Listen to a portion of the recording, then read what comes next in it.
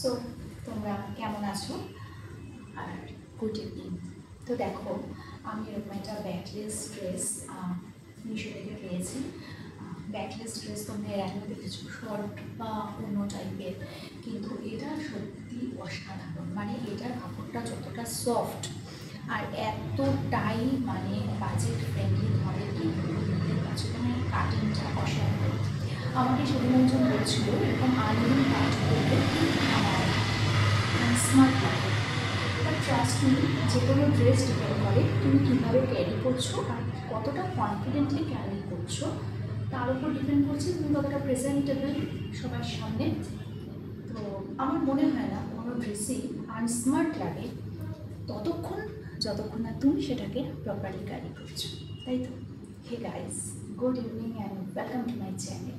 কেমন আছো তোমরা সবাই? আশা করছি সবাই ভালো আছো, আর তোমাদের ভালোবাসাতে আমি তো ভালোই থাকি।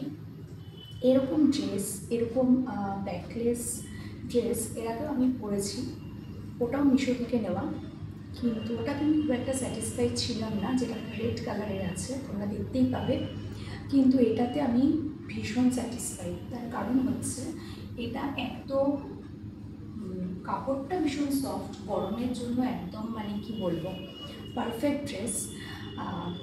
সেরকমই এটা কিন্তু বাজেট ফ্রেন্ডলি বা পকেট ফ্রেন্ডলি।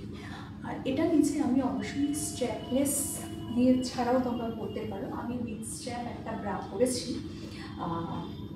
বা ইনার পরেছি, কিন্তু তোমরা চাইলে কিন্তু এটা উইদাউট ইনারও পরতে পারো, যদি তোমরা একটু স্লিম হও মানে, বা টিনেজার যারা, তারাও তো অবশ্যই পরতে পারে।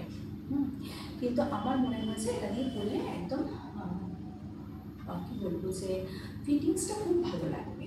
আর অন্য যে কোনো ব্যাকলেসে যেটা মেন অ্যাট্রাকশন, সেটা হচ্ছে ব্যাক পোর্শনটা কিন্তু ভীষণ ভালো লাগে।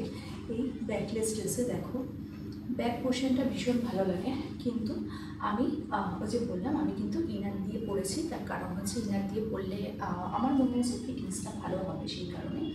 আরেকটা কথা বলে দিই, যে কোনো ব্যাকলেস ড্রেসেই একটু শর্ট হলে যতটা না ভালো লাগে, এটা আমার পার্সোনাল ওপিনিয়ন, তোমাদের সাথে একমত নাও হতে পারি, কিন্তু এটা যদি কী বলবো যে এটা যদি একটু লং হয়, মানে ব্যাকলেস লং হলে অনেক বেশি অ্যাট্রাকটিভ লাগে। এটা আমার পার্সোনাল ওপিনিয়ন। আমারও বলছি, তোমাদের সাথে হয়তো একমত নাও হতে পারো তোমরা আমার সাথে, বাট ট্রাস্ট মি, এটা আমার মনে হয়েছে।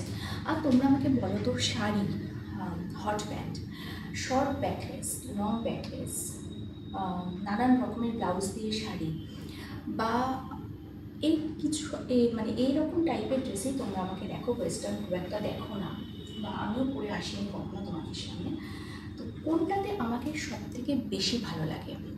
বা ট্রাস্ট মি, আমি কিন্তু সব থেকে ভালো ক্যারি করি ব্যাকলেস ব্লাউজ, ব্যাকলেস ড্রেস। হ্যাঁ, অবশ্যই ব্যাকলেস লং, শর্টটা আমার খুব একটা ভালো লাগে না, জানি না, আমার হয়তো এই পায়ের পোর্শনটা একটু বেশি হেভি হলে আমাকে কিন্তু ব্যাকলেস শর্টে, এটা আমার চোখের পার্সোনাল ওপিনিয়ন, মনে হয় খুব একটা ভালো লাগে না।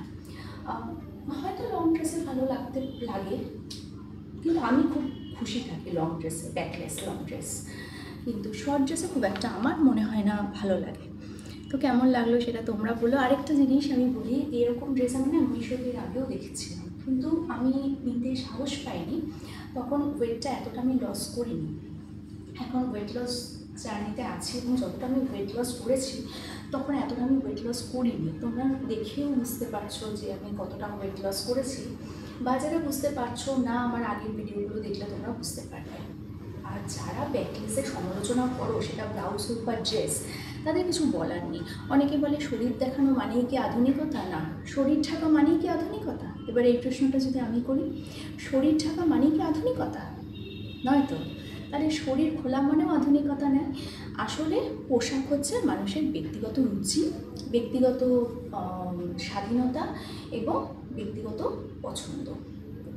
আর আরেকটা জিনিস যেটা আমি সবসময় বলি, পোশাক ডিপেন্ড করে তুমি কীভাবে নিজেকে প্রেজেন্ট করছো, কতটা কনফিডেন্টলি ক্যারি করছো। সো কালকে আসবে একটা নতুন ভিডিও নিয়ে, ততক্ষণের জন্য